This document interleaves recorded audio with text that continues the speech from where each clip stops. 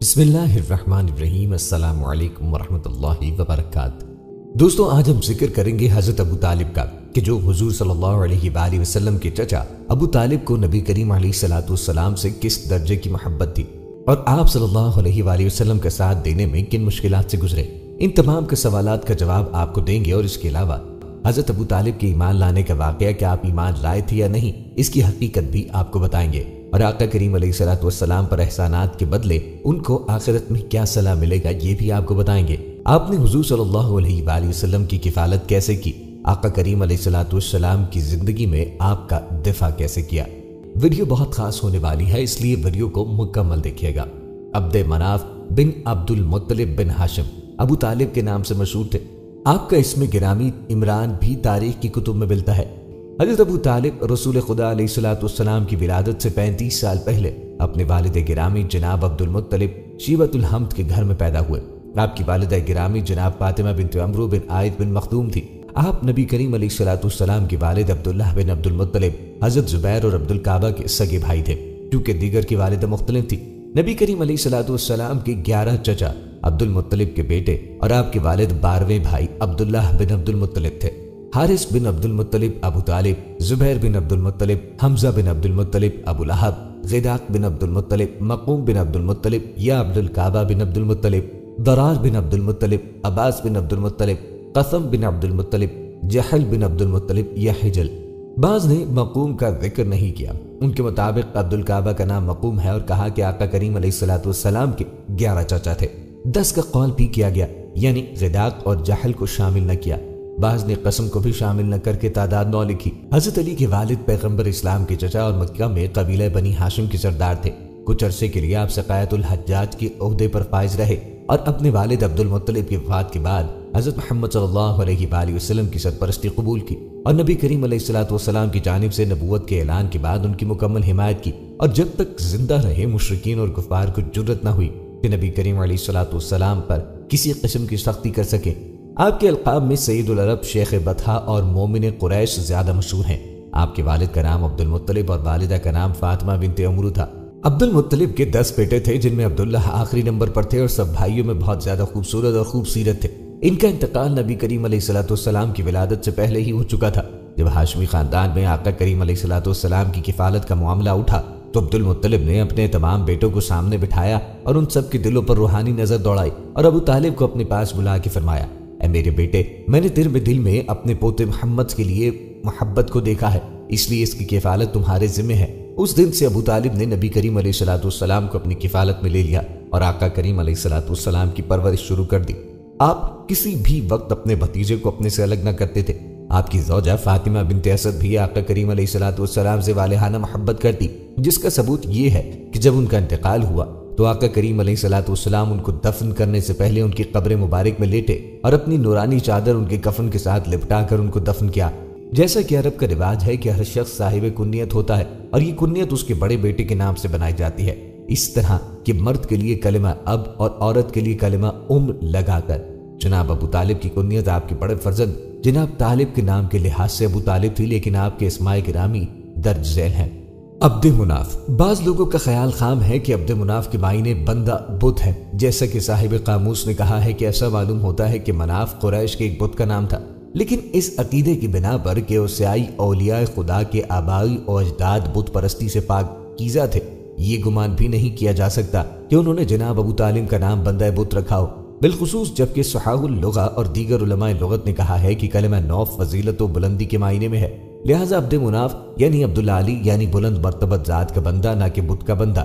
بے، آپ کا دوسرا نام عمران تھا اور قرآن کریم کے سورہ آل عمران کی آپ ہی کی طرف نسبت دی گئی۔ سیدنا مصعب بن حزن رضی اللہ عنہ بیان کرتے ہیں، جب ابو طالب کی وفات کا وقت آیا تو رسول کریم علیہ الصلوۃ والسلام ان کے پاس تشریف لے گئے۔ آقا کریم علیہ الصلوۃ والسلام نے ان کے پاس ابو جہل اور عبداللہ بن ابی امیہ بن المغیرہ کو دیکھا تو فرمایا، اے چچا، لا الہ الا اللہ کہتے ہیں کہ اس کلمے کے ذریعے اللہ کے ہاں آپ کے حق میں گواہی دے سکوں۔ اس پر ابو جہل اور عبداللہ بن امیہ کہنے لگے، ابو طالب، کیا آپ عبد المطلب کے دین سے منحرف ہو جائیں گے؟ رسول اللہ اپنی بات ابو طالب کو پیش کرتے رہے اور بار بار یہ کہتے رہے، حتیٰ کہ ابو طالب نے اپنی آخری بات یوں کہی کہ وہ عبد المطلب کے دین پہ ہیں۔ انہوں نے لا الہ الا اللہ کہنے سے انکار کیا۔ रसूल करीम सल्लल्लाहु अलैहि वसल्लम ने फरमाया, मुझे जब तक रोका न गया अल्लाह ताला से आपके लिए इस्तिग़फ़ार करता रहूंगा। अल्लाह ताला ने यह आयत नाज़िल फरमाई, नबी और मोमिनीन के लिए जायज़ नहीं कि वो मुशरिकीन के लिए इस्तिग़फ़ार करें, अगरचे वो करीबी रिश्तेदार ही क्यों न हो, इसके बाद कि उन्हें उनके जहन्नमी होने का वाज़ेह इल्म हो जाए। बुखारी ही ने अपनी किताब में बराअत के नज़ूल के बारे में लिखा है। बरा रज़ियल्लाहु अन्हु से मरवी है कि सबसे आखिर में नाजिल होने वाली सूरह बराअत है। बाहर सूरत तारीख गवाह है कि अबू तालिब ने बाइसत के 10वें साल मक्के में वफात पाई और इस साल को नबी करीम अलैहिस्सलाम ने अबू तालिब और सैयदा खदीजा कुबरा रज़ियल्लाहु अन्हा की वफात की बिना पर आमुल हिज़्म यह सदमे के साल का नाम दिया। जबकि सूरह तौबा और आयत 113 समेत इसकी तमाम आया 10 साल बाद मदीने में नाजिल हुई और सूरह बरा मुशरिकीन को पढ़कर सुनाने के लिए अली रज़ियल्लाहु अन्हु का मक्का रवाना करने के वाक़या तारीख के मौके पर झलक रहा है। रसूलुल्लाह सल्लल्लाहु अलैहि वसल्लम ने अपने चचा अबू तालिब से कहा, ला इलाहा इल्लल्लाह कह दे, मैं क़यामत के रोज इस कलमे की वजह से आपके हक में गवाही दूंगा। उन्होंने जवाब दिया, अगर मुझे कुरैश की ताना न देते कि मौत की घबराहट ने उसे इस बात पर आमादा किया है तो मैं ये कलमा पढ़कर आपकी आंखें ठंडी कर देता। इस पर अल्लाह ताला ने आया मुबारक नाज़िल फरमाई, यकीनन जिसे आप चाहें हिदायत नहीं दे सकते, अलबत्ता जिसे अल्लाह चाहे हिदायत अता फरमा देता है। सैयदना अबू हुरैरा रज़ियल्लाहु अन्हु से ये रिवायत मनक़ूल है। सैयदना अब्बास बिन अब्दुल मुत्तलिब रज़ियल्लाहु अन्हु ने कहा था, ऐ अल्लाह के रसूल, क्या आपने अबू तालिब को फायदा दिया? वो तो आपका दिफा किया करते थे और आपके लिए दूसरों से गुस्से हो जाया करते थे। आका करीम अलैहिस्सलाम ने फरमाया, हाँ मैंने उन्हें फायदा पहुंचाया है, वो अब बालाई तबके में है, अगर मैं ना होता तो वो जहन्नुम के निचले हिस्से में होते। जब आका करीम अलैहिस्सलाम का इस दुनिया में ज़हूर हुआ तो आका दुरूद का नाम मोहम्मद सल्लल्लाहु अलैहि वसल्लम अब्दुल मुत्तलिब और अबू तालिब ने तजवीज़ फरमाया, जबकि आका अलैहिस्सलाम का फरमान है कि मेरा नाम मोहम्मद अर्श मुअल्ला पर नूर के 70,000 हिजाबात में छुपा के रखा हुआ था। दोस्तों, नबी करीम अलैहिस्सलाम ने अभी 8वें साल में ही कदम रखा था कि हज़रत अब्दुल मुत्तलिब रोहलत फरमा गए और वक्त आखिर हुजूर को अपने फर्जंदों में से हज़रत अबू तालिब की किफालत में दे गए। अल्लामा सैयद अहमद बिन ज़ैनी दहलान मक्की लिखते हैं, बेशक हज़रत अबू तालिब ने नबी करीम अलैहिस्सलाम की बचपन में परवरिश की, आपको ठिकाना दिया और इज्जत व वक़ार दिया, आपसे दुश्मनों की तकालीफ को दूर किया और बहुत से शानदार कसीदों में आपकी तारीफ फरमाई और आपके मुतबईन की भी इज्जत की और उनसे राजी रहे। इसी तरह हाफिज इब्न हिजर अस्क़लानी ने अल-असाबा फी तमीज़ सहाबिया में हज़रत अबू तालिब के तज़किरे में वाशगाफ अल्फाज में लिखा है, जिसका तर्जुमा है, जब हज़रत अब्दुल मुत्तलिब के इंतकाल का वक्त आया तो उन्होंने हज़रत अबू तालिब को नबी करीम अलैहिस्सलाम के लिए वसीयत फरमाई। हज़रत अबू तालिब ने आपकी किफ़ालत फरमाई और बेहतरीन तरबियत की, यहाँ तक कि आप जवान हो गए और फिर जब आपने ऐलान नबूवत फरमाया तो अबू तालिब आपकी नुसरत व हिमायत पर कमर बस्ता हो गए और आपकी मदहा तारीफ में कई कसाइद इंशा फरमाए। उनका एक शेर ये है, वो गोरे रंग वाले जिनकी चेहरा अनवर के सदक़े से बारिश तलब की जाती है, जो यतीमों की जाए पनाह और बेवाओं के निगहबान है। और आपके कसीदे का एक शेर ये है, और अल्लाह ताला ने आपका इसम गिरामी अपने इसम गिरामी से मुश्तक फरमाया, बस वो अर्श पर महमूद है और ये ज़मीन पर मोहम्मद है। यही बात अल्लामा सैयदुन नास ने अपनी शोहरा आफाक किताब अयूनुल असर फी फ़नूनुल बगादी व शमाइल व सीर जिल्द अव्वल सफ़ा 97 मतबूआ बैरूत में लिखी है कि जब आपकी वालिदा मोहतरमा का विसाल हुआ तो आपके दादा जान हज़रत अब्दुल मुत्तलिब आपके कफील हुए। जब आप 8 बरस 2 माह 10 दिन के हुए तो आपके दादा जान इंतकाल फरमा गए। फिर आपके चचा जान हज़रत अबू तालिब ने आपकी किफ़ालत फरमाई। हज़रत अबू तालिब हमेशा नबी मुकर्रम का अहाता किए रहे और आपकी नुसरत व हिमायत करते रहे और आपको हर उस चीज़ से बचाते रहे जो आपकी इज्जत व तौक़ीर पे हर्फ लाने वाली हो और हर हाल में कुफ़ार की अज़ियतों से आपको बचाते रहे। हाफिज इब्नुल कसीर अद-दमिश्की लिखते हैं, आप सल्लल्लाहु अलैहि वसल्लम की उम्र मुबारक उस वक्त 8 बरस थी जब आपके अम्मे मोहतरमा हज़रत अबू तालिब ने उनकी किफ़ालत फरमाई। अल्लामा फ़खरुद्दीन राज़ी मज़कूरा बाला आया मजीदा की तफसीर में तहरीर करते हैं, हज़रत अब्दुल मुत्तलिब ने हज़रत अबू तालिब को नबी करीम अलैहिस्सलाम की किफ़ालत की वसीयत फरमाई थी, क्योंकि हज़रत अबू तालिब और हज़रत अब्दुल्ला दोनों एक ही माँ के बतन अथर से पैदा हुए थे और हज़रत अबू तालिब वो हैं जिन्होंने पैगम्बर इस्लाम की कफ़ालत फरमाई थी। हिब्रुल उम्मत हज़रत अब्दुल्ला इब्न अब्बास रज़ियल्लाहु अन्हुमा इस आया की तशहीर में फरमाते हैं, बगैर माँ बाप के फावा आपको उनके आमे मोहतरम अबू तालिब की आगोश अता फरमा दी। मशहूर मुफस्सिर अल्लामा शेख मोहम्मद शर्बीनी अपनी तफसीर में सूरह वद्दुहा की आयत मुबारका अलम यजिद का यतीमन व आवा के ज़ेल में रकम तराज है। नबी करीम अलैहिस्सलाम को हज़रत अबू तालिब की आगोश में दे दिया तो उन्होंने आपकी बहुत अच्छे तरीके से तरबियत फरमाई। सामीन, आपको बताते चलें कि अबू तालिब तो नबी करीम अलैहिस्सलाम के वालिद गिरामी हज़रत अब्दुल्लाह की हकीकी भाई थे, इसीलिए आका करीम से बहुत मोहब्बत और शफ़क़त करते। लेकिन चची ने जो मासूम व यतीम पे अपने ममता निछावर की वो रिश्तों की तारीख में सुनहरे हुरूफ से तहरीर है। बचपन में वालिदैन का साया उठा تو دادا کے بعد سب سے زیادہ محبت چچا ابو طالب کی طرف سے ملی، اور اس سے بھی زیادہ ان کی اہلیہ سیدہ فاطمہ بنت اسد نے اس کا حق ادا کیا۔ چچی ہوتے ہوئے انہوں نے آقا کریم کی مامتا کی خلا قبول کیا، جو غیر معمولی کارنامہ ہے۔ فاطمہ آپ کی چچی تھیں، لیکن آپ کے دادا عبد المطلب کی بھتیجی اور آپ کے والد کی چچا زاد بہن تھی، یوں وہ آپ کی پھوپھی بھی لگتی تھی۔ اس عظیم خاتون کو اللہ نے بہت سی خوبیوں سے نوازا تھا۔ یہ بہت خوش نصیب تھیں کہ انہوں نے آقا کریم کے ساتھ شفقت کرنے کے ساتھ ساتھ ایمان کی دولت پا کر درجہ صحابیت بھی حاصل کر لیا۔ ان کے چاروں بیٹے اپنی خوبیوں کی بدولت پورے عرب میں معروف تھے اور ہمیشہ کے لیے تاریخ میں زندہ ہیں۔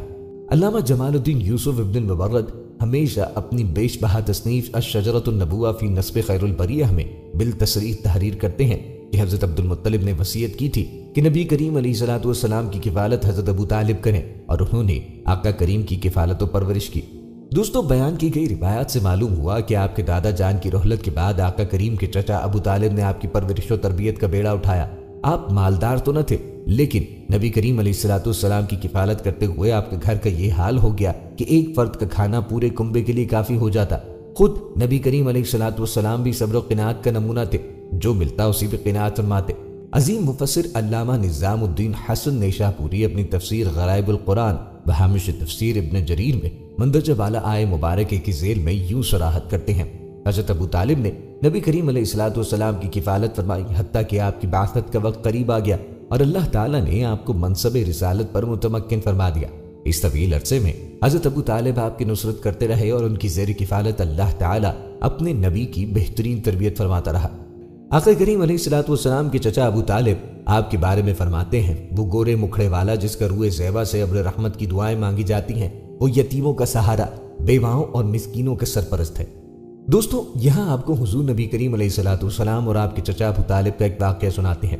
جب حضور نبی کریم علیہ الصلوۃ والسلام کی عمر شریف 12 برس کی ہوئی تو اس وقت ابو طالب نے تجارت کی غرض سے ملک شام کا سفر کیا۔ ابو طالب کو چونکہ نبی کریم علیہ الصلوۃ والسلام سے بہت ہی والہانہ محبت تھی، اسی لیے وہ آپ کو بھی اس سفر میں اپنے ہمراہ لے گئے۔ حضور اقدس صلی اللہ علیہ وآلہ وسلم نے اعلان نبوت سے قبل 3 بار تجارتی سفر فرمایا۔ 2 مرتبہ ملک شام گئے اور 1 مرتبہ یمن تشریف لے گئے۔ یہ ملک شام کا پہلا سفر ہے۔ اس سفر کے دوران بصرہ اور بحیرہ راہب عیسائی سادھو کے پاس آپ کا قیام ہوا۔ اس نے تورات و انجیل میں بیان کی ہوئی نبی آخر الزماں کی نشانیوں سے آقا کریم علیہ الصلوۃ والسلام کو دیکھتے ہی پہچان لیا، اور بہت عقیدت و احترام کے ساتھ اس نے آپ کے قافلے والوں کو دعوت کی اور ابو طالب سے کہا کہ یہ سارے جہاں کے سردار اور رب العالمین کے رسول ہیں، جن کو خدا عز و جل نے رحمت للعالمین بنا کر بھیجا ہے۔ میں نے دیکھا ہے کہ شجر و ہجران کو سجدہ کرتے ہیں اور ابر ان پہ سایہ کرتا ہے، اس لیے تمہارے اور ان کے حق میں یہ بہتر ہوگا کہ اب تم ان کو لے کر آگے نہ جاؤ اور اپنے مال تجارت یہیں فروخت کر کے بہت جلد مکہ چلے جاؤ، کیونکہ ملک شام میں یہودی لوگ ان کے بہت بڑے دشمن ہیں، وہاں پہنچتے ہی وہ لوگ ان کو شہید کر ڈالیں گے۔ بحیرہ راہب کے کہنے پر ابو طالب کو خطرہ محسوس ہونے لگا، چنانچہ انہوں نے وہیں اپنی تجارت کا مال فروخت کیا اور بہت جلد نبی کریم علیہ الصلوۃ والسلام کو اپنے ساتھ لے کر مکہ مکرمہ واپس آ گئے۔ بحیرہ راہب نے چلتے وقت انتہائی عقیدت کے ساتھ آپ کو سفر کا کچھ توشہ بھی دیا۔ دوستو، یاد رہے کہ آقا کریم علیہ الصلوۃ والسلام یتیم پیدا ہوئے تھے، پھر آپ کے دادا نے آپ کی پرورش کی، پھر چچا کی کفالت میں آ گئے۔ والد سے جو کچھ وراثت میں ملا تھا اس سے کچھ نہیں ہو سکتا تھا، اسی لیے جب آقا کریم کچھ کام کرنے کے لائق ہوئے تو اپنے رضائی بھائیوں کے ساتھ بنی سعد میں بکریاں چرانے لگے۔ پھر جب مکے آئے تو وہاں چند قیرات کے عوض اہل مکہ کی بکریاں چرائی۔ دوستو، یاد رہے کہ بکریاں چرانا انبیاء کرام کی سنت ہے، اور حضور نبی کریم علیہ السلام نے بھی یہ سنت اختیار فرمائی۔ روایت میں ہے کہ ایک دفعہ آقا کریم نے فرمایا کہ کوئی بھی نبی نہیں گزرا مگر اس نے بکریاں ضرور چرائیں۔ حضور علیہ الصلوۃ والسلام تجارت کیا کرتے تھے۔ آقا کریم تجارت میں بہترین ساتھی اور امانت دار تھے، نہ لڑتے جھگڑتے نہ بحث کرتے۔ زندگی کے سبھی میدانوں میں آقا کریم کا یہی طرز عمل تھا، اسی لیے آپ کا لقب ہی امین ہو گیا۔ طالب رضی اللہ عنہ، عقیل رضی اللہ عنہ، جعفر رضی اللہ عنہ اور علی رضی اللہ عنہ سبھی جید صحابہ کرام ہیں۔ ان کی بیٹیوں میں سب سے معروف ام ہانی ہے، جن کا اصل نام ہند بنت ابی طالب تھا۔ آقا کریم علیہ الصلوۃ والسلام ان کو بہت محبوب رکھتے اور نبی کریم علیہ الصلوۃ والسلام سے حقیقی بہنوں کی طرح محبت کرتی تھی۔ آقا کریم بھی آپ کو حقیقی بہن کی طرح رکھتے۔ آپ صلی اللہ علیہ وآلہ وسلم کی مجازی ماں فاطمہ بنت اسد کے اس اخلاق و کردار کی مالک تھی۔ اس کی گواہی نبی کریم علیہ الصلوۃ والسلام نے کئی بار ان کی زندگی میں دی اور پھر وفات کے موقع پر بھی اسے دہرایا، جس نے آپ کو عالی رتبہ عطا کیا۔ حضرت علی کفر کے خلاف لڑی جانے والی جنگوں میں رجزیہ اشعار پڑھتے تو اس میں اپنی والدہ کا تذکرہ بھی کرتے۔ مثلاً آپ نے خندق اور خیبر کی معرکوں میں جو اشعار پڑھے ان میں یہ شعر بھی تھا: میں وہ ہوں کہ میری ماں نے مجھے حیدر کا نام دیا ہے، جنگل کے شیروں میں شیر ببر کی طرح بہادر، تم ناپ تول کر دو گے تو میں تمہیں ناپے تولے بغیر بے حساب دوں گا۔ سیدہ فاطمہ بنت اسد نے شیب ابی طالب میں آقا کریم علیہ الصلوۃ والسلام کا بھرپور ساتھ دیا۔ پھر نبی کریم علیہ الصلوۃ والسلام اور دیگر صحابہ کے ساتھ ہجرت کا اعزاز بھی حاصل کیا اور مکہ چھوڑ کر مدینے میں مقیم ہو گئی، اور وہیں پر 5 ہجری میں انہوں نے وفات پائی۔ اپنی زندگی میں جن موقع پر آقا کریم علیہ الصلوۃ والسلام کی آنکھوں سے فرط غم میں سیل اشکرواں ہوا، ان میں سے ایک موقع یہ بھی تھا۔ اس دن آقا کریم نے سوگوار خاندان کے گھر میں موجود خواتین کے سامنے فرمایا، یہ میری والدہ کے بعد میرے لیے ماں بن گئی تھی، حقیقی ماں کی طرح میری پرورش کی، خود بھوکی رہ لیتی لیکن مجھے کبھی بھوکا نہ رہنے دیا، خود موٹا جھوٹا پہن لیتی لیکن مجھے اچھی پوشاک فراہم کرتی۔ پھر کہا، اے میری ماں، آپ کی مجھ پر بہت احسانات ہیں، اللہ آپ پر اپنی رحمتیں نازل کرے۔ دوستو، نبی کریم علیہ الصلوۃ والسلام اور حضرت خدیجہ کے نکاح کے بارے میں چند روایات آپ کو بتاتے ہیں۔ روایت کے مطابق حضرت ابو طالب رسول خدا کے لیے جناب خدیجہ کا رشتہ مانگنے کے لیے گئے تھے اور انہوں نے ہی ان دونوں کے نکاح کا خطبہ بھی پڑھا تھا۔ روایت کو ذکر کرتے ہیں، مرحوم شیخ صدوق نے اپنی کتاب من لا یحضر الفقیہ میں لکھا ہے، جب رسول خدا خدیجہ بنت خولد کے رشتے کی بات ان کے والد یا چچا سے کر رہے تھے تو جناب ابو طالب قریش کے سامنے حاضر ہوئے اور کمرے کے دروازے کے دونوں حصوں کو پکڑ کر نکاح کے خطبے کا ایسے آغاز کیا، تمام تعریف اس خدا کے لیے کہ جس نے ہمیں نسل ابراہیم اور اسماعیل کی اولاد سے قرار دیا اور ہمارے لیے ایسے گھر خانہ کعبہ کو قرار دیا جس کے گرد لوگ طواف کرتے ہیں، اور وہ پرامن حرم قرار دیا ہے کہ تمام دنیا سے نعمتیں اس کی طرف لائی جاتی ہیں، اور ہمیں اپنے دیار میں لوگوں پر حاکم قرار دیا۔ پھر کہا، یہ میرا بھتیجا محمد ابن عبداللہ ابن عبد المطلب ہے، اس کا قریش میں جس کسی سے بھی موازنہ کیا جائے تو یہ اس سے برتر و بالاتر ہوگا اور اس کو کسی سے بھی قیاس نہیں کیا جا سکتا۔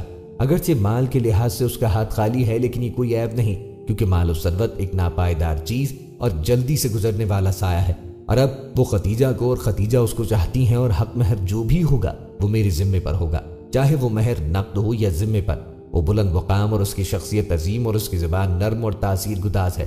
جناب ابو طالب نے خدیجہ کو اس کے نکاح میں قرار دیا اور رسول خدا نے دوسرے دن ان سے شادی کی۔ اہل سنہ کی بہت سے علماء نے بھی جناب ابو طالب کی خطبہ پڑھنے کی روایات کو نقل کیا، جیسے آلوسی نے اپنی تفاسیر میں لکھا ہے۔ یہ بات صحیح ہے کہ ابو طالب نے رسول خدا کے نکاح والے دن قبیلہ قریش اور قبیلہ مدر کے بزرگان کے سامنے اس خطبے کو پڑھا تھا، اور اہل سنت کے مشہور مفسر اور ادیب زمخشری نے لکھا ہے، ابو طالب رسول خدا اور حضرت خدیجہ کے نکاح کے وقت وہاں پر موجود تھے اور ان کے ساتھ بنی ہاشم اور مکے کے بزرگان بھی تھے۔ ابو طالب نے کہا، تمام تعریف اس خدا کے لیے ہے کہ جس نے ہمیں نسل ابراہیم اور اسماعیل کی اولاد سے قرار دیا۔ حضرت خدیجہ رشتے میں پیغمبر کریم صلی اللہ علیہ وآلہ وسلم کی چچا زاد بہن تھی، اور دونوں کا شجرہ نسب جناب قصہ ابن کلاب سے جا ملتا تھا۔ حضرت خدیجہ کی ولادت و پرورش اس خاندان میں ہوئی تھی جو دانا نسب کے اعتبار سے اصیل، ایثار پسند اور خانہ کعبہ کا حامی و پاسدار تھا، اور خود حضرت خدیجہ اپنی عفت و پاک دامنی میں ایسی مشہور تھیں کہ دور جاہلیت میں بھی انہیں طاہرہ اور سیدہ قریش کے لقب سے یاد کیا جاتا تھا۔ ان کے لیے بہت سے رشتے آئے، اگرچہ شادی کے خواہش مند مہر ادا کرنے کے لیے کثیر رقم دینے کے لیے تیار تھے، مگر وہ کسی سے بھی شادی کرنے کے لیے آمادہ نہ ہوئی۔ مثال کے طور پر جب یمن کے بادشاہ طبع نے ہجر اسود کو مکے سے یمن لے جانے کا عزم کیا تو حضرت خدیجہ کے والد خولد نے اپنی سعی و کوشش سے طبع کو اس ارادے سے باز رکھا۔ جب رسول خدا علیہ الصلوۃ والسلام ملک شام کے تجارتی سفر سے واپس مکہ تشریف لائے تو حضرت خدیجہ نے پیغمبر کریم علیہ الصلوۃ والسلام کی خدمت میں قاصد بھیجا اور آقا کریم سے شادی کی خواہش کا اظہار کیا۔ تاریخ کی بعض کتب میں آیا ہے کہ حضرت خدیجہ نے براہ راست پیغمبر کریم علیہ الصلوۃ والسلام کو شادی کا پیغام بھیجا تھا۔ رسول خدا نے اس مسئلے کو حضرت ابو طالب علیہ السلام اور دیگر چچاؤں کے درمیان رکھا، اور جب سب نے اس رشتے سے اتفاق کیا تو آقا کریم نے حضرت خدیجہ کی قاصد کو مثبت جواب دیا۔ رشتے کی منظوری کے بعد حضرت ابو طالب اور دوسرے چچا حضرت حمزہ نیز حضرت خدیجہ کی قرابت داروں کی موجودگی میں حضرت خدیجہ کے گھر پر نکاح کی شایان شان تقریب منعقد ہوئی، اور نکاح کا خطبہ دولہا اور دلہن کے چچاؤں حضرت ابو طالب اور عمرو بن اسد نے پڑھا۔ مصادر و ذرائع میں منقول ہے کہ سیدہ خدیجہ بعد از بعثت یعنی 3 سال قبل از ہجرت مدینہ ہے۔ زیادہ تر کتب میں ہے کہ وفات کے وقت آپ کی عمر 65 برس تھی۔ ابن عبد البر کا کہنا ہے کہ خدیجہ کی عمر بوقت وفات 64 سال 6 ماہ تھی۔ بعض مصادر میں ہے کہ حضرت خدیجہ کے سال وفات ابو طالب کی سال وفات ہی ہے۔ ابن سعد کا کہنا ہے کہ حضرت خدیجہ جناب ابو طالب کی رحلت کے 35 سال بعد رحلت کر گئیں۔ اللہ سبحانہ و تعالیٰ نے نبی کریم علیہ الصلوۃ والسلام کو 40 سال کی عمر میں نبوت و رسالت سے سرفراز فرمایا۔ نبوت سے نوازے جانے کے بعد آقا کریم علیہ الصلوۃ والسلام 13 سال تک مکہ مکرمہ میں رہے۔ یہ زمانہ آپ کی مکی زندگی کہلاتا ہے۔ آپ نے مکی زندگی میں 3 سال تک خفیہ طور پر اپنے قریبی لوگوں کے سامنے اسلام پیش کیا۔ پھر آقا کریم علیہ الصلوۃ والسلام نے 10 سال تک کھلم کھلا اشاعت اسلام کا کام کیا۔ اس کے بعد آقا کریم یثرب ہجرت کر گئے۔ اشاعت اسلام کی وجہ سے کفار مکہ آپ کے جانی دشمن ہو گئے۔ جو لوگ آقا کریم علیہ الصلوۃ والسلام کے دست حق پرست پر اسلام کی بیعت کرتے رہے اور اسلام کی شعائیں پھیلتی رہیں، کفار و مشرکین کے غیظ و غضب میں اضافہ ہوتا چلا گیا۔ وہ مسلمان جو کچھ حیثیت رکھتے تھے یا ان کا کوئی حامی و مددگار تھا، ان پر کفار و مشرکین اپنے غصے اور ظلم و جور کا اظہار کرنے سے قاصر و عاجز تھے۔ مگر جو مسلمان غریب و نادار تھے، ان کا کوئی حامی و مددگار نہ تھا اور نہ وہ خود کوئی خاندانی و قبائلی حیثیت رکھتے تھے۔ ان پہ کفار و مشرکین نے ظلم و ستم کا لامتناہی سلسلہ شروع کر دیا۔ کفار نے ان کو طرح طرح سے پریشان کیا اور ستایا، مگر ان کے ایمان میں دن بدن اضافہ ہی ہوتا رہا۔ نبی کریم علیہ الصلوۃ والسلام کے دادا پھر چچا ابو طالب قریش کی نظر میں بڑے شرف و اعزاز کے مالک سے تھے، اور آقا کریم کی خاندانی اور قبائلی وجاہت و اہمیت بھی سب کے نزدیک مسلم تھی۔ اسی لیے آپ پر حملہ آور ہونا ایک بڑی جنگ کو دعوت دینا تھا۔ اسی لیے کچھ لوگ آقا کریم کو قسم پہنچانے سے گریز کرتے تھے، مگر اس کے باوجود بھی بہت سے حرمہ نصیبوں نے نبی کریم علیہ الصلوۃ والسلام کو طرح طرح سے ستایا اور آقا کریم کو مختلف مصائب و آلام سے دوچار ہونا پڑا۔ لیکن دوستو، آقا کریم علیہ الصلوۃ والسلام کے چچا ابو طالب نے نبی کریم علیہ الصلوۃ والسلام کا ہمیشہ ساتھ نبھایا۔ دوستو، روایت بتاتی ہیں کہ انہی دونوں مشرکین مکہ نبی کریم علیہ الصلوۃ والسلام کے قتل کی سازش کرنے لگے۔ ایک رات بیت اللہ کے سامنے عبادت کرتے ہوئے پیغمبر اسلام صلی اللہ علیہ وآلہ وسلم نے اپنے پروردگار سے عجیب دعا کی، مانگی بھی تو عجب شے، کسی کے وہم و گمان میں بھی نہ تھا کہ دعا میں بھی یہ مانگا جاتا ہے۔ اسلام کی بڑھوتری کی دعا کی جاتی، اہل مکہ کے ایمان لانے کی دعا کی جاتی، دنیا عالم میں اسلام کی اشاعت کی دعا کی جاتی، یا اہل مکہ کے ظلم و ستم کی بندش کے لیے ہاتھ اٹھائے جاتے۔ لیکن میرے عظیم پیغمبر نے دعا کی، اے اللہ، عمر بن حشام اور عمر بن خطاب میں سے کسی کو اسلام کی عزت کا ذریعہ بنا۔ نبی کریم علیہ الصلوۃ والسلام نے مکہ مکرمہ میں 2 لوگوں کو نامزد کیا اور فیصلہ خدائے علام الغیوب پر چھوڑ دیا کہ اے اللہ، ان دونوں میں سے جو تجھے پسند ہو وہ دے دے۔ ابو طالب کے گھر میں نبی کریم علیہ الصلوۃ والسلام نے جو شاندار وقت گزارا، اس میں ابو طالب کے ساتھ ان کی اہلیہ کا بھی حصہ نمایاں نظر آتا ہے۔ اپنے بچوں پر کسی یتیم رشتہ دار کو ترجیح دینا کوئی معمولی بات نہیں، مگر اس عظیم خاتون نے ایک اعلیٰ ترین مثال قائم کر دکھائی۔ ان کے قبول اسلام سے آقا کریم علیہ الصلوۃ والسلام کو جس قدر مسرت ہوئی تھی، شاید ہی کبھی ہوئی ہو۔ جب آپ کی مجازی ماں کی وفات ہوئی تو آقا کریم علیہ الصلوۃ والسلام نے جنت البقیع میں قبر کھودنے کی ذمہ داری اپنے میزبان ابو ایوب انصاری اور دیگر صحابہ کے سپرد کی۔ جب لحد کا عمودی حصہ کھودا جا چکا تو بغلی حصہ کھودنے کا کام آقا کریم علیہ الصلوۃ والسلام نے خود اپنے ہاتھوں سے انجام دیا۔ جب لحد تیار ہو چکی تو آپ خود اس میں لیٹ گئے، اور بعض روایات کے مطابق وہیں لیٹے لیٹے ہی آپ نے یہ دعا مانگی، اے اللہ، میری مجازی ماں کی مغفرت فرما، ان پر رحم فرما، اور ان کی قبر کو جنت کے باغوں میں سے ایک باغ بنا۔ اس واقعے نے تمام صحابہ کرام پر ایک رقت آمیز کیفیت طاری کر دی، اور 58 سال قبل کے شروع ہوئے سفر کے بیتے ہوئے لمحات ان کے سامنے تازہ ہو گئے۔ جب ابو طالب کے گھر میں ختمی مرتبت کا بچپن اور لڑکپن پورے ناز و نعمت سے بیت رہا تھا، ماں باپ چاہے نہیں تھے، لیکن مشفق چچا اور رحیم چچی نے ان کی کمی کا احساس نہ ہونے دیا۔ آپ نے اپنی محبوب ترین بیٹی فاطمہ بنت محمد صلی اللہ علیہ وآلہ وسلم حضرت علی کے عقد میں دینے کا جو فیصلہ کیا تھا، اس میں حضرت علی کا اپنا مقام و مرتبہ بھی وقیع اور قابل لحاظ تھا۔ اس کے ساتھ ان کی والدہ فاطمہ بنت اسد کا حسن سلوک بھی نمایاں حیثیت رکھتا تھا۔ دونوں ساس بہو میں بھی مثالی تعلق تھا۔ آقا کریم علیہ الصلوۃ والسلام ان کو فتوم کہا کرتے تھے۔ مدینے کی فطر و فاقہ کے دوران میں ان دونوں عالی مرتبہ صحابیات نے صبر و قناعت اور راضی برضا رہنے کی اعلیٰ مثال قائم کی۔ روایات میں یہ بھی آتا ہے کہ ان کی وفات پر حضور نبی کریم علیہ الصلوۃ والسلام نے انہیں اپنا کرتا اتار کر پہنانے کے لیے دے دیا تھا۔ اس طرز عمل پر صحابہ کرام کی کچھ متعجب ہوئے تو نبی کریم علیہ الصلوۃ والسلام نے ان کے مناقب بیان کرتے ہوئے فرمایا، یہ وہ خاتون ہے کہ میرے چچا ابو طالب کے بعد ان سے زیادہ میرے بچپن اور شباب میں میرے ساتھ شفقت، رحمدلی اور تعاون کسی اور نے نہ کیا تھا۔ مجھے امید ہے کہ میری والدہ کو قبر کی سختیوں میں اللہ کی طرف سے آسائش اور آرام فراہم کیا جائے گا۔ ایک دن حکیم بن حزام نے، جو حضرت خدیجہ رضی اللہ عنہا کا بھتیجا تھا، تھوڑے سے گیہوں اپنے غلام کے ہاتھ حضرت خدیجہ کے پاس بھیجے۔ راہ میں ابو جہل نے دیکھا اور چھین لینے چاہے۔ اتفاق سے ابو البختری کہیں سے آ گیا۔ وہ بھی اگرچہ کافر تھا، لیکن اس کو رحم آیا اور اس نے ابو جہل سے کہا کہ ایک شخص اگر اپنی پھوپھی کو کوئی چیز کھانے کے واسطے بھیجتا ہے تو تم کیوں روکتے ہو؟ نبی کریم علیہ الصلوۃ والسلام اور تمام آل ہاشم نے مسلسل 3 برس تک یہ سب مصیبتیں جھیلی۔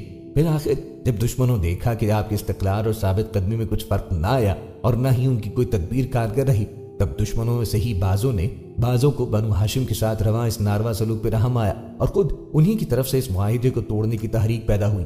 ہشام عامری خاندان بنو ہاشم کا قریبی رشتہ دار اور اپنے قبیلے میں ممتاز تھا۔ وہ چوری چھپے بنو ہاشم کو غلہ اور اناج وغیرہ بھیجتا تھا۔ ایک دن وہ زبیر کے پاس جو عبد المطلب کے نواسے تھے گیا اور کہا، کیوں زبیر، تم کو یہ پسند نہیں کہ تم کھاؤ پیو اور ہر طرح سے لطف اٹھاؤ اور ادھر تمہارے ماموں کو ایک دانہ تک نصیب نہ ہو؟ زبیر نے کہا، مجھے بھی بنو ہاشم پر ہونے والے ظلم کا احساس ہے، لیکن میں کیا کروں، میں اکیلا ہوں۔ قسم خدا کہ اگر قریش میں سے ایک شخص بھی میرا حامی اور ساتھ دینے والا ہو تو میں ظالمانہ معاہدے کو پھاڑ کر پھینکنے میں دیر نہ لگاؤں۔ ہشام نے کہا، میں موجود ہوں، یعنی میں تمہارا ساتھ دینے کو تیار ہوں۔ دونوں مل کر مطعم بن عدی کے پاس گئے۔ ابو البختری ابن ہشام زمہ بن الاسود نے بھی اس معاہدے کے خلاف تحریک اٹھانے میں ساتھ دیا۔ دوسرے دن سب مل کے حرم میں گئے اور زبیر نے سب لوگوں کو مخاطب کر کے کہا، اے اہل مکہ، یہ کیا انصاف ہے؟ ہم تو عیش و آرام سے زندگی بسر کریں اور بنو ہاشم کو آب و دانہ نصیب نہ ہو۔ نہ کوئی ان کے ساتھ قرابت داری بناتا ہے، نہ وہ کسی سے کچھ خرید سکتے ہیں، نہ کسی کو کچھ بیچ سکتے ہیں۔ خدا کی قسم، جب تک یہ ظالمانہ معاہدہ چاک نہ کر دیا جائے گا میں چین سے نہ بیٹھوں گا۔ ابو جہل برابر سے بولا، ہرگز نہیں، اس معاہدے کو کوئی ہاتھ نہیں لگا سکتا۔ یہ سب کی اتفاق رائے سے قرار پایا۔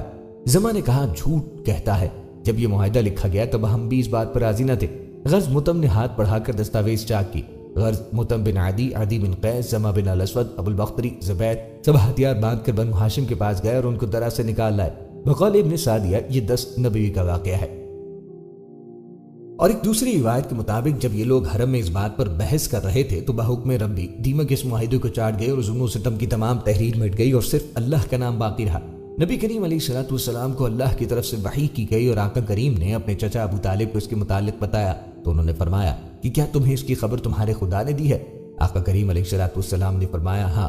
سب کے مشورے کے بعد ابو طالب شیب ابی طالب سے باہر آئے اور حرم میں آ کر قریش کو مخاطب کرتے ہوئے کہا، اے قریش مکہ، میرے بھتیجے نے مجھے خبر دی کہ جس نے کبھی جھوٹ نہیں بولا کہ مقاطعے کی دستاویز میں جور و ستم اور قطع رحمی سے متعلق تمہاری تمام تحریر دیمک چاٹ گئی ہے اور صرف اللہ کا نام باقی رہ گیا ہے۔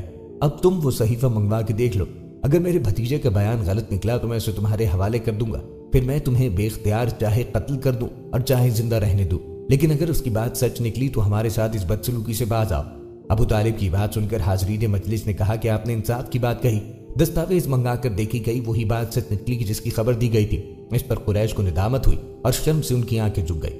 یہ کہہ کر ابو طالب تو گھاٹی کی طرف لوٹ آئے اور مجلس میں ابو جہل اور اس جیسے آدمیوں پر ملامت کی بوچھاڑ شروع ہوئی اور مقاطعے کے خاتمے کے حامی حضرات اسلحے سے لیس ہو کر شیب ابی طالب کی طرف گئے اور محصولین سے کہا کہ وہ اپنے گھروں میں جا کے آباد ہو جائے۔ اس طرح ظلم و ستم اور جور و تعدی کا یہ 3 سالہ طویل دور ختم ہوا۔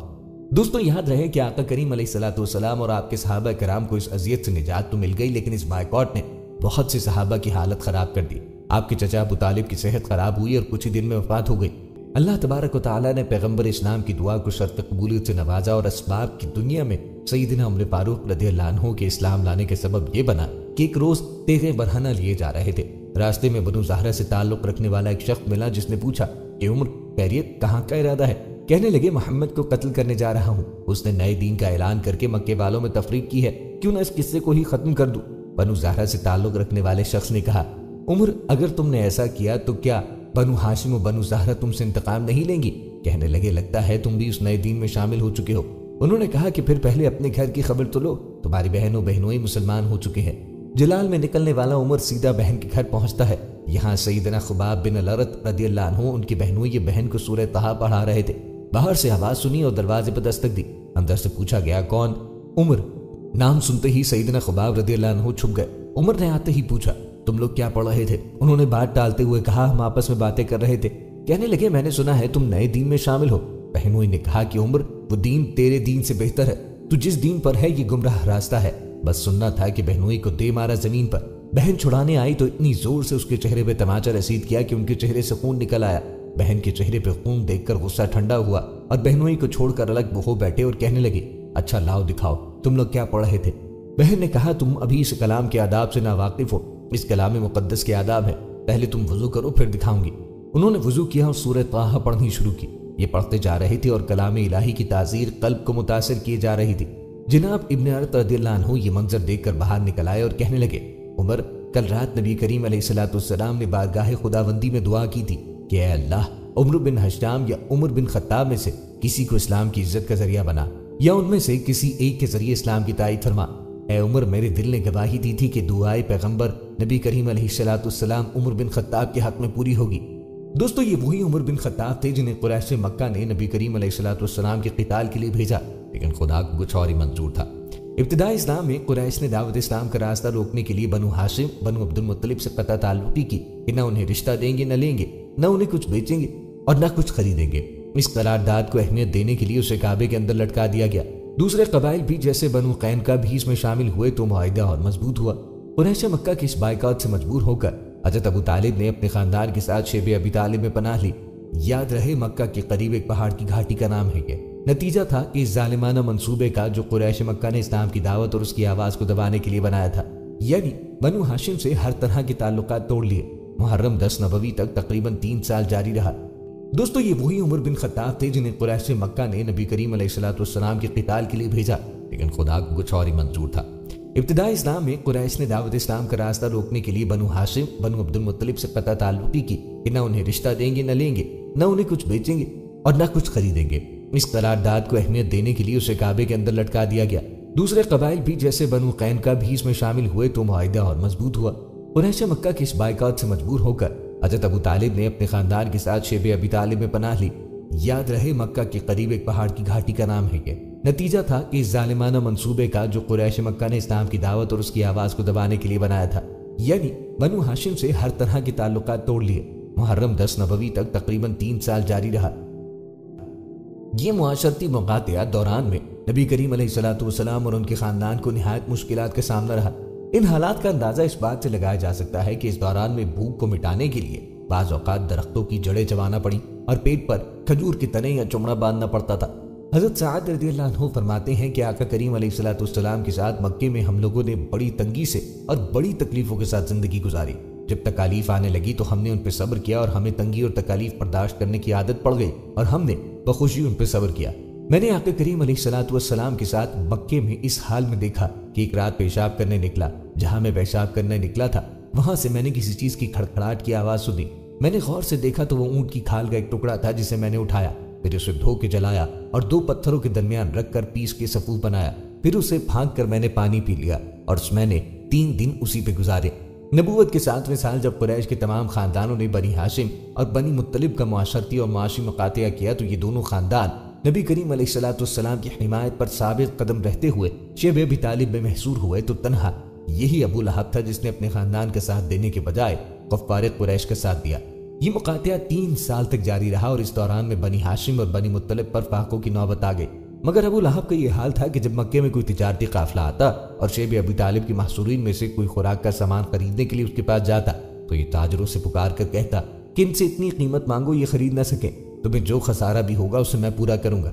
चुनांचे वो बेतहाशा कीमत तलब करते और खरीदार बेचारा अपने भूख से तड़पते हुए बाल बच्चों के पास खाली हाथ लौट जाता। फिर अबू लहब उन्हीं ताजरों से वही चीजें बाजार के भाव खरीदता। ये उस शख्स की हरकत थी जिनकी बिना पर इस सूरह में नाम लेकर उसकी मजम्मत की गई।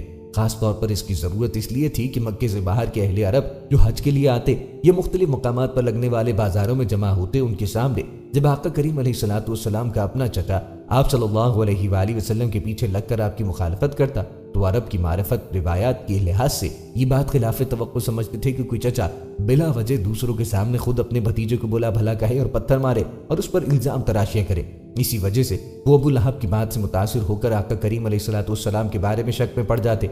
मगर जब ये सूरह नाजिल हुई और अबू लहब ने गुस्से में पिफल कर ऑल पॉल बकना शुरू किया तो लोगों को मालूम हो गया कि आका करीम अलैहिस्सलाम की मुखालिफत में इस शख्स का कौल काबिल एतबार नहीं, क्योंकि ये अपने भतीजे की दुश्मनी में दीवाना हो रहा है। इसके अलावा नाम लेकर जब आका करीम अलैहिस्सलाम के चचा की मजम्मत की गई तो लोगों की ये तवक्को हमेशा के लिए खत्म हो गई कि रसूल करीम अलैहिस्सलाम दीन के मामले में किसी का लिहाज करके कोई मदाहिनत बरत सकते हैं। जब अल्लाह रसूल खुदा के अपने चचा की खबर ले डाली गई तो लोग समझ गए कि यहाँ किसी लाग लपेट की गुंजाइश नहीं। गैर अपना हो सकता है अगर ईमान ले आए और अपना गैर हो जाता है अगर कुफ्र करे। इस मामले में फलां इब्ने फलां कोई चीज नहीं। कुफार कुरैश में कुछ लोग सुलह पसंद थे। वो चाहते कि बातचीत के जरिए सुलह और सफाई के साथ मामला तय हो जाए। चुनाचे कुरैश के चंद मुअज़्ज़िज़ रऊसा अबू तालिब के पास आए और आका करीम अलैहिस्सलाम की दावत इस्लाम और बुत परस्ती के खिलाफ तकारीर की शिकायत की। अबू तालिब ने निहायत नरमी के साथ उन लोगों को समझा बुझा के रुखसत किया, लेकिन आका करीम अलैहिस्सलाम खुदा के फरमान की तामील करते हुए अलग शिर्क बुत परस्ती की मजम्मत और दावत तौहीद का बाज फरमाते ही रहे। इसीलिए कुरैश का गुस्सा फिर भड़क उठा। چنانچہ تمام سرداران قریش یعنی عتبہ و شیبہ، ابو سفیان و عاص بن حشام اور ابو جہل، ولید بن مغیرہ اور عاص بن وائل وغیرہ سب ایک ساتھ مل کر ابو طالب کے پاس آئے اور کہا آپ کا بھتیجا ہمارے معبودوں کی توہین کرتا ہے، اسی لیے یا تو آپ درمیان سے ہٹ جائیں اور اپنے بھتیجے کو ہمارے سپرد کر دیں، یا پھر آپ بھی کھل کر ان کے ساتھ میدان میں نکل پڑیں تاکہ ہم دونوں میں سے ایک کا فیصلہ ہو جائے۔ ابو طالب نے قریش کا تیور دیکھ کے سمجھ لیا کہ آپ بہت ہی خطرناک اور نازک گھڑی سر پر آن پڑی ہے۔ ظاہر ہے کہ اب قریش برداشت نہیں کر سکتے اور میں اکیلا تمام قریش کا مقابلہ نہیں کر سکتا۔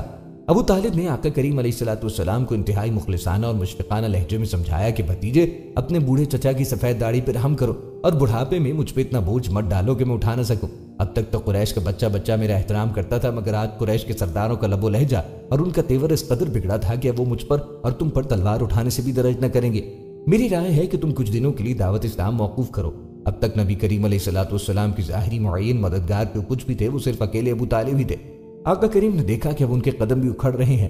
چچا کی گفتگو کو سن کر آقا کریم نے بھرائی ہوئی مگر جذبات سے بھری آواز میں فرمایا کہ چچا جان، خدا کی قسم اگر قریش میرے ایک ہاتھ میں سورج اور دوسرے ہاتھ میں چاند لا کر دے دے تب بھی میں اپنے اس فرض سے باز نہ آؤں گا، یا تو خدا اس کام کو پورا فرما دے گا یا میں خود دین اسلام پہ نثار ہو جاؤں گا۔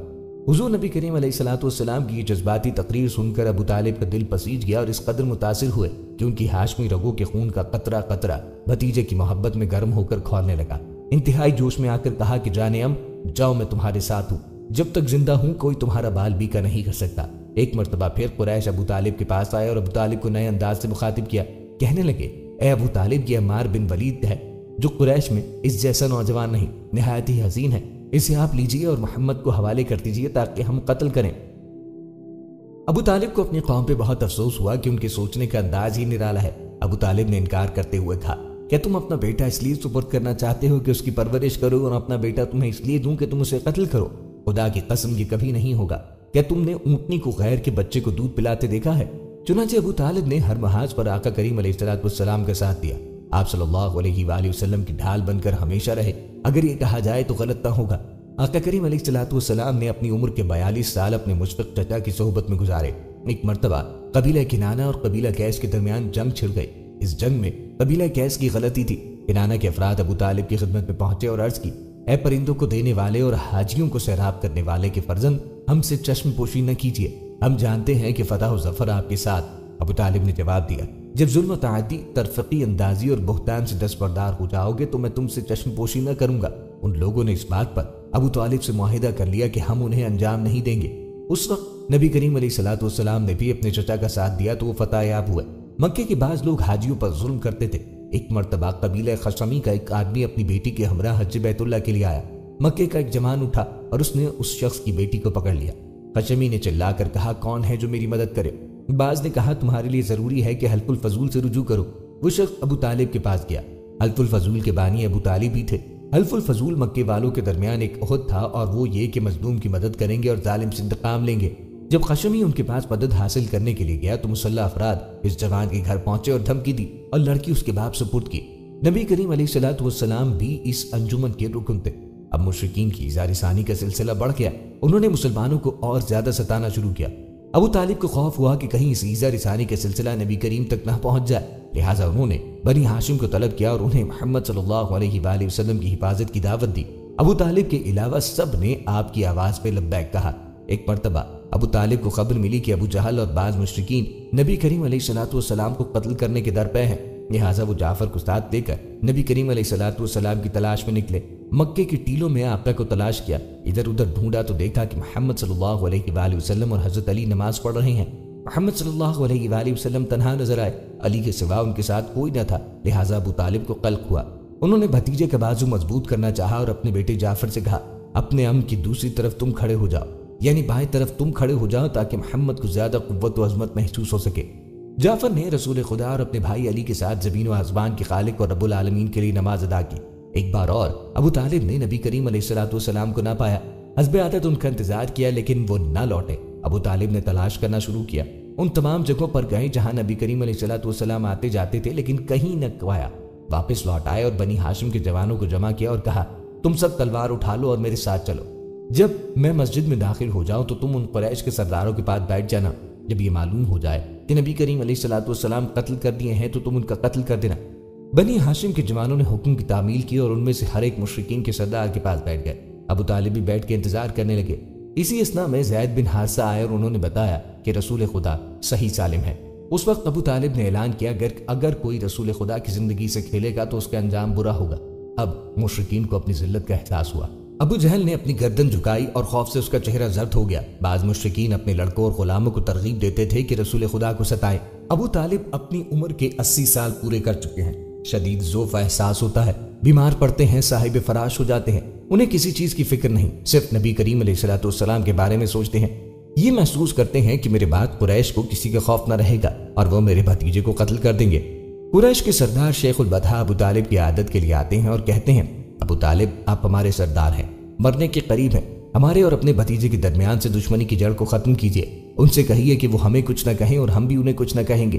ابو طالب نے ابو جہل و سفیان اور قریش کے دیگر سرداروں کی طرف دیکھا اور نحیف آواز میں کہا، اگر تم محمد صلی اللہ علیہ وآلہ وسلم کی باتوں پہ کان دھرو گے، ان کے حکم کا اتباع کرو گے تو کبھی نقصان نہ اٹھاؤ گے، اس کی اطاعت کرو گے تمہاری دنیا و آخرت سنور جائے گی۔ یہ بات کو سن کر مشرکین اٹھ گئے اور ابو جہل نے کہا، کیا آپ یہ چاہتے ہیں کہ ہم ایک خدا کو تسلیم کریں؟ قریش کے اس موقف پر ابو طالب کو بہت افسوس ہوا۔ نبی کریم علیہ الصلوۃ والسلام کی فکر مند تھے۔ بنی ہاشم کو بلایا اور انہیں نبی کریم علیہ الصلوۃ والسلام کی نصرت کرنے کی تاکید کی اور کہا کہ اگر وہ جان دینے کا حکم بھی دیں تو دریغ نہ کرنا۔ پھر ابو طالب نے آنکھیں بند کر لی اور اطمینان سے جان کو جان آفرین کے سپرد کیا۔ سردار مکہ خاموش ہو گئے، بدن کی حرکت بند ہو گئی۔ ان کے بیٹے علی نے دلخراش نالوں سے رونا شروع کیا۔ مکے کی فضا میں آہو بکا کی آواز گونجنے لگی، مشرکین کے چراغ روشن ہو گئے۔ ابو جہل نے کہا، اب نبی کریم علیہ الصلوۃ والسلام سے انتقام لینے کا وقت آ گیا۔ اپنے چچا کو آخری بار وداع کرنے کے بعد نبی کریم علیہ الصلوۃ والسلام تشریف لائے، ان کی درخشاں پیشانی کو بوسہ دیا اور کہنے لگے، چچا خدا آپ پر رحم کرے، جب میں چھوٹا تھا اس وقت میری تربیت کی، میں یتیم تھا تو میری کفالت کی، بڑا ہوا تو میری مدد کی، خداوند عالم میری اور اسلام کی طرف سے آپ کو جزائے خیر عطا کرے۔ یہ کہہ کر اتنا روئے کہ آنسو بہہ نکلے اور اس زمانے کو یاد کرنے لگے جو کہ اپنے چچا کے سائے میں گزرا تھا۔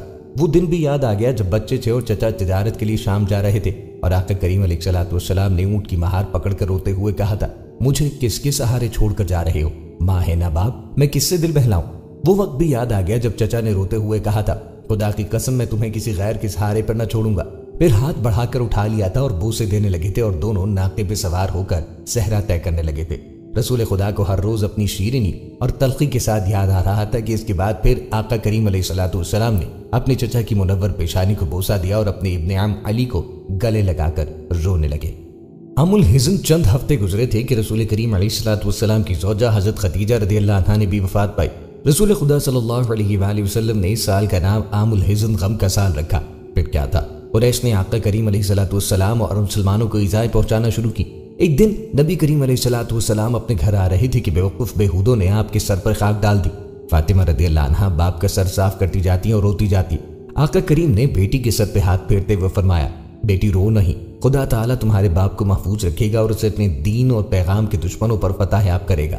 جبرائیل نازل ہوئے اور کہتے ہیں، آسمانی پیغام پہنچایا، مکے سے ہجرت کر جائیے، آپ کے مددگار مر چکے۔ اور جب قریش نے نبی کریم علیہ الصلوۃ والسلام کو قتل کرنے کا منصوبہ بنایا تو اس دفعہ بھی نبی کریم علیہ الصلوۃ والسلام پر جان قربان کرنے کے لیے ابو طالب کے شیر علی ہی بستر پر لیٹنے کے لیے تیار ہوئے۔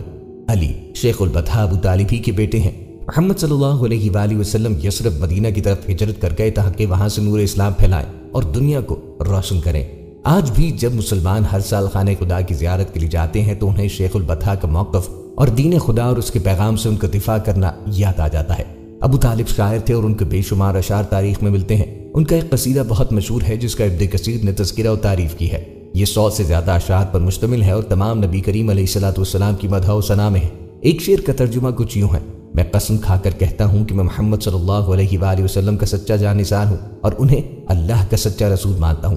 خدا نے انہیں دنیا کے لیے رحمت قرار دیا ہے، کوئی ان کا مثل نہیں۔ ان کا معبود ایسا ہے جو ایک لمحے کے لیے بھی ان سے غافل نہیں ہوتا۔ وہ ایسا ممتاز ہے کہ ہر بلندی اس کے آگے پست ہے اور اس کی حفاظت کے لیے ہم نے اپنے سینوں کو سپر بنا لیا ہے۔ خدا اس کو اپنی حفاظت و حمایت میں رکھے اور اس کے نام مٹنے والے دین کو دنیا پہ غالب کرے۔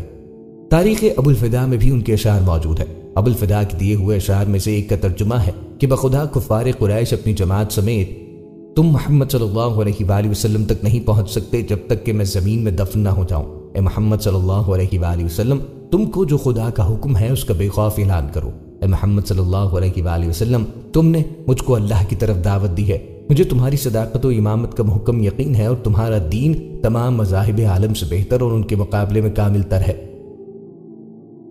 سیرہ ابن ہشام میں بھی ان کے اشعار موجود ہیں۔ سیرہ ابن ہشام میں کچھ شعر ایسے ہیں جس میں حضرت ابو طالب نے ابو لہب کو متنبع کیا ہے کہ اسے عرب کے میلوں اور محفلوں میں برا بلا کہا جائے گا۔ اس کے علاوہ بھی کئی اشعار سیرہ ابن ہشام نے نقل کیے۔ ان کے 4 بیٹے اور 2 بیٹیاں ہیں۔ سب سے بڑے بیٹے کا نام طالب ابن ابی طالب تھا، بیٹیوں میں جعفر طیار، باقی بیٹوں میں جعفر طیار، عقیل ابن ابی طالب اور علی بن ابی طالب شامل تھے، اور 3 بیٹیاں ام طالب بنت ابی طالب، ام ہانی بنت ابی طالب اور جوانہ بنت ابی طالب۔ ان کے بڑے بیٹے طالب کے بارے میں زیادہ روایات نہیں ملتے۔ کچھ روایات کے مطابق ان کی وفات شرک کی حالت میں جنگ بدر میں ہوئی۔ عباس بن عبد المطلب، نوفل بن حارث، طالب بن ابی طالب، عقیل بن ابی طالب کربلا کے واقعے سے پہلے کوفہ میں شہید ہونے والے حضرت مسلم ابن عقیل کے والد تھے۔ عقیل بن ابی طالب 590 میں پیدا ہوئے۔ عقیل بن ابی طالب علی کے بھائی اور نبی کریم علیہ الصلوۃ والسلام کے چچا زاد بھائی تھے۔ عقیل ابو طالب کے 4 بیٹوں میں سے دوسرے بیٹے ہیں۔ عقیل کی کنیہ ابو عقیل ہے۔ آغاز اسلام کی نمایاں شخصیات میں شمار ہوتے ہیں۔ سن پیدائش 590 ملتا ہے۔ غزوہ موطا میں شرکت فرمائی جس کے بعد نابینا ہو گئے۔ 96 سال کی عمر پائی۔ آپ کے کئی بیٹے تھے جن میں سے حضرت مسلم ابن عقیل سفیر حسین کے نام سے مشہور ہوئے، اور کربلا کے واقعے سے کچھ عرصہ قبل انہیں یزید کے گورنر عبید اللہ ابن زیاد نے قتل کیا۔ آپ نے 96 سال کی عمر میں وفات پائی۔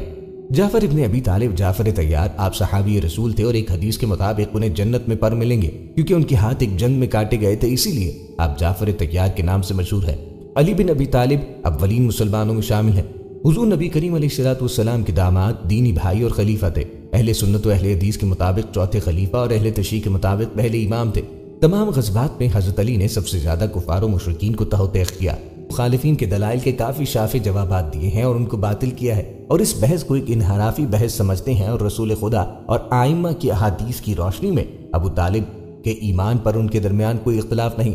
تاہم مخالفین کا جواب دیتے ہوئے انہوں نے ان کے ایمان پر دلائل کافیہ اور براہین قاطعہ قائم کیے ہیں، جن میں سے بعض کی طرف اشارہ کیا گیا ہے۔ ہم نے دیکھا کہ ابو طالب ہی وہ شخصیت ہیں جنہوں نے حبشہ کے بادشاہ کو اسلام کی دعوت دی، وہی جنہوں نے اپنے بیٹے کو دعوت دی اور حکم دیا کہ نماز میں اپنے چچا زاد بھائی سے جا ملیں، وہی جنہوں نے اپنی زوجہ مکرمہ فاطمہ بنت اسد اور اپنی اولاد کو اسلام کی دعوت دی ہے، اور اپنے بھائی حمزہ کو دین اسلام میں ثابت قدمی کی تلقین کی، اور ان کے اسلام لانے پر سرور و شادمانی کا اظہار کیا، اور اپنے بیٹے امیر المومنین کی حوصلہ افزائی کی۔ انہوں نے اپنے بیٹے علی کو رسول خدا کے ساتھ نماز ادا کرتے دیکھا تو انہیں منع نہیں کیا، بلکہ بیٹے جعفر سے کہا کہ جا کر بائیں جانب سے ان کی جماعت میں شامل ہو جائیں اور نماز ادا کریں۔ انہوں نے رسول خدا کا ساتھ دیتے ہوئے تمام مصائب کو جان کی قیمت دے کے خریدا، اور زندگی کے آخری لمحے تک آقا کریم علیہ الصلوۃ والسلام کی حمایت سے دستبردار نہ ہوئے، حتیٰ کہ موت کے لمحات میں قریش اور بنو ہاشم کی جو وصیتیں کیں وہ ان کی ایمان کامل کا ثبوت ہے۔ دوستو، یہ تھی ہماری آج کی ویڈیو۔ امید ہے کہ آپ کو پسند آئی ہوگی۔ مزید ویڈیوز کے لیے چینل کو سبسکرائب کریں اور ساتھ ہی بیل کے بٹن کو دبا دیں تاکہ آنے والی ہر ویڈیو کا نوٹیفیکیشن آپ کو بر وقت ملتا رہے۔ اپنی رائے کا اظہار کمنٹ باکس میں لازمی کیجیے۔ ملتے ہیں ایک نئی ویڈیو میں، تب تک کے لیے اللہ حافظ و فی امان اللہ۔